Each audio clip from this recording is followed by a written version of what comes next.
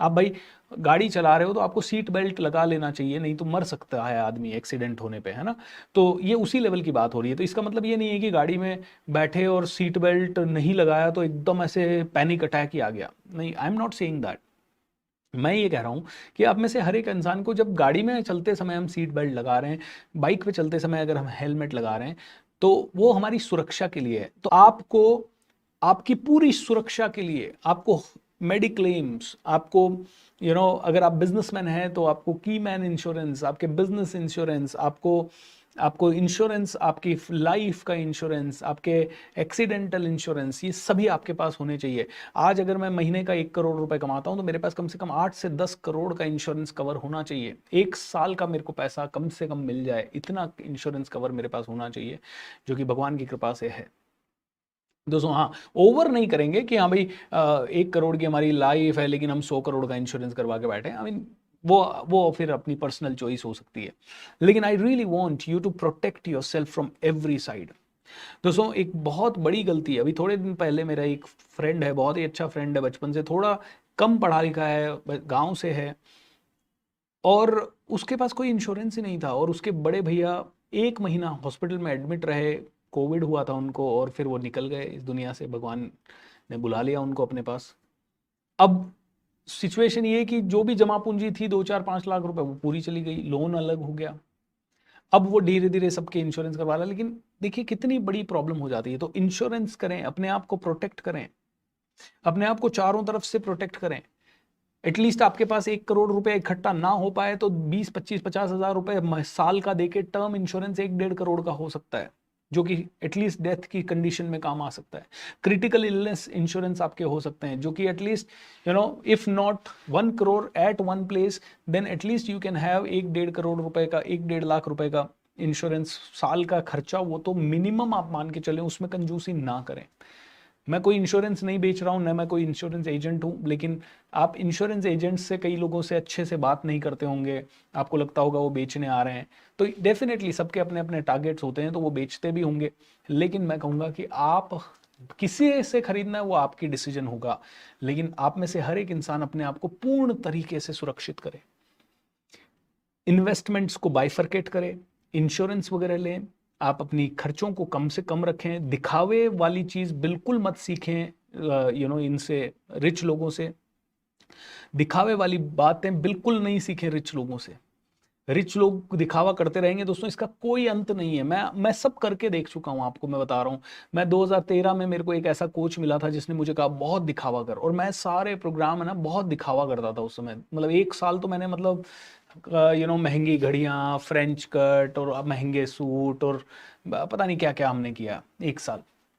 लेकिन 1 साल के बाद हमारा बिजनेस नीचे आया, क्योंकि वो बंदा जिसने मुझे वो सिखाया वो छोड़ के भी चला गया, उसने मेरी टीम भी लेके चला गया, बहुत सारे चैलेंजेस हमारे साथ हुए, फाइनेंशियल हम बहुत प्रॉब्लम में आए।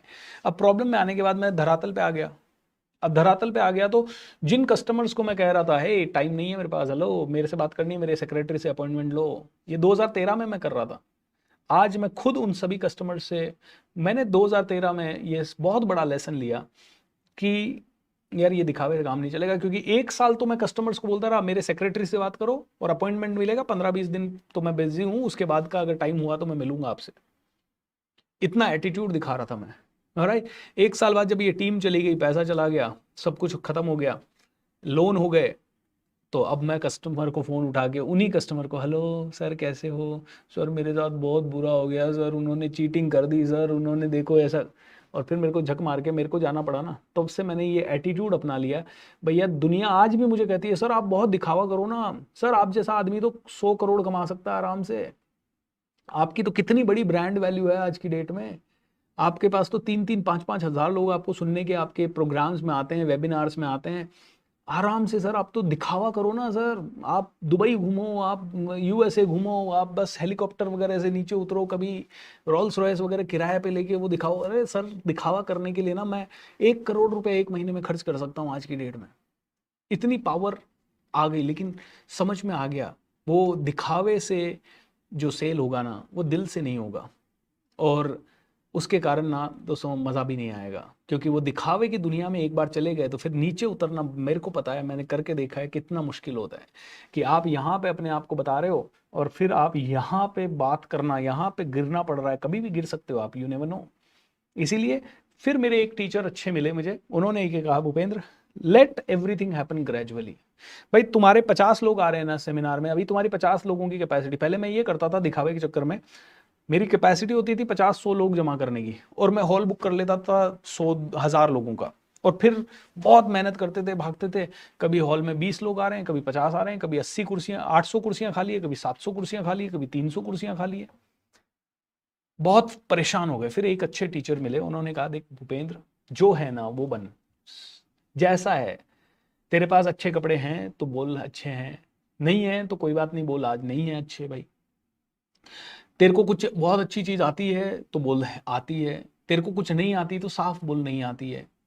तू कुछ चीज सिखा रहा है और तूने उसको पूरी तरह से इंप्लीमेंट नहीं की है तो साफ बोल कि मैं भी इंप्लीमेंट ही कर रहा हूँ, अभी अभी मैंने शुरू किया है और मुझे इतना सा ही बेनिफिट हुआ है, लेकिन मुझे इस पे विश्वास है और मैं इस पे बहुत ज़्यादा बेनिफिट मेरे को फ्यूचर में होगा। और अगर तुझे लगता है कि तू जो चीज़ कर रहा है उसमें तेरा बिल्कुल फेथ नहीं है, उसको करना बंद कर दे। और तूने अगर ज़्यादा कमाया है, उससे ज़्यादा तेरे को इम्पैक्ट आया तो ज़्यादा बता दे।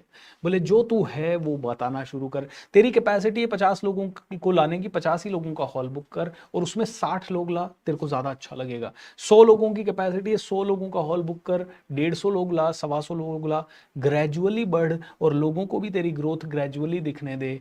अपने आप देख, लॉन्ग टर्म में टिकेगा, अगले 30 साल तक टिकेगा, कभी भी उतार चढ़ाव वाला जर्क बहुत ज़्यादा नहीं आएगा। थोड़ा बहुत आया तो भी लोग भी समझदार हैं कि हर किसी के लाइफ में आता है, तो तुझे कभी भी उतनी प्रॉब्लम नहीं होगी जो तुझे 13-14 में हुई या तेरे को 17-18 में हुई।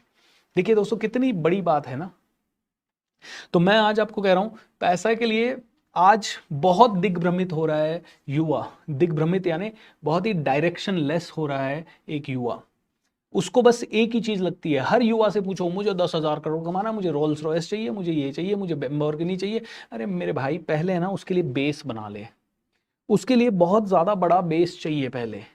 बुर्ज खलीफा तो तुम्हें बनाना है, लेकिन उसके लिए 1000 फीट गहरी नींव खोदनी पड़ेगी। तुम्हारी नींव तो है, तुम बनाना ही नहीं चाहते नींव, तो